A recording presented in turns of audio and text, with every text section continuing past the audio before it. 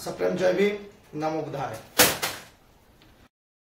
वर्तमान किसी अंधभक्त बाहरी आसिकी सोशल मीडिया रे चिल्लाउछंती भारत संविधान डॉक्टर भीमराव आंबेडकर लिखि नांती याकू लिखिछंती बीएन राव।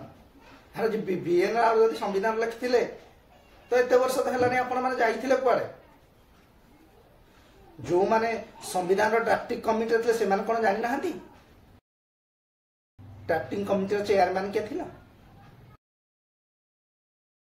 जेते बेले भारत संविधान कार्यकारी है से कौन से जानी ना भारत संविधान को किए रचना करथिले आ यार श्रेय काहाकू दिया जाइथिला? किंतु वर्तमान अंधभक्त माने चिल्लाउछंती कि भारत संविधान को बीएन राव लिखिछंती।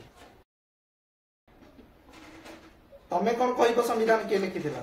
अरे सारे विश्व कहब भारत संविधान जनक किए? बीएन राव ड्राफ्टिंग कमिटी रे कौन योगदान थिला से माने जानी नाहंती। किंतु बीएन राव लिखिछंती बोली चिल्ले होजनी काहे कि ना बाबा साहेब जने दलित संप्रदाय रो आछन।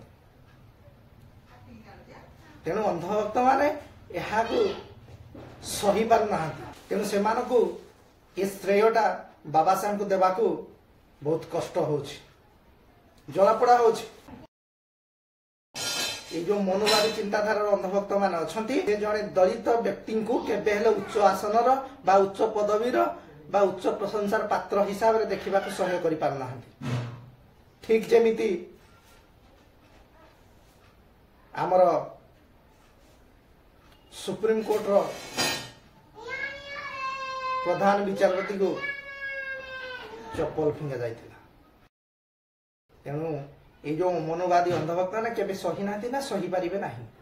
तेणु आमको जो संविधान सुरक्षा देइछि, शिक्षार अधिकार देइछि, कथा कहबार अधिकार देइछि, भोट देवार अधिकार देइछि, आज जार बल आमे समाज रे जने मनुष्य हिसाब रे बंची पारछे। तेणु से संविधान सुरक्षा देवा हमर जरूरी।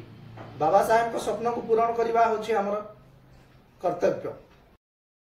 तेणु हे मोर दलित भाई भौणी माने एबे भी समय अच्छी चलतु आम एक होई आम संविधान सुरक्षा कवच रूपे छिड़ा हवा एवं आमे आमर हक अधिकार को पाइबा हेले ए मनोवाद विरोध संग्राम को जारी रखिबा।